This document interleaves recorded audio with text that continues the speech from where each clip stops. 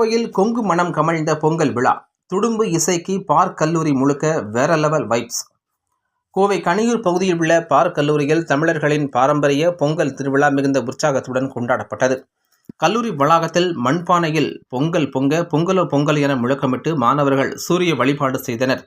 கிராமத்து திருவிழாவை நினைவூட்டும் வகையில் உரியடித்தல், கயிறு இழுத்தல், கும்மியாட்டம், ஒயிலாட்டம் உள்ளிட்ட பாரம்பரிய கலை நிகழ்ச்சிகள் நடத்தப்பட்டு பொங்கல் விழாவிற்கு தனித்துவம் சேர்த்தது. இந்த நிகழ்ச்சியில் பாஜக விளையாட்டு பிரிவு மாநில செயலாளரும் கல்லூரியின் தலைமை செயல் அதிகாரியுமான அனுஷா ரவி கலந்து கொண்டு மாணவர்களை ஊக்குவித்தார். குறிப்பாக கொங்கு மண்ணின் பாரம்பரிய துடும்பு இசை முழங்க அதற்கேற்றவாறு மாணவ மாணவியர் அனைவரும் உற்சாகமாக நடனமாடிய பொங்கல் விழாவை கொண்டாடி மகிழ்ந்தனர்.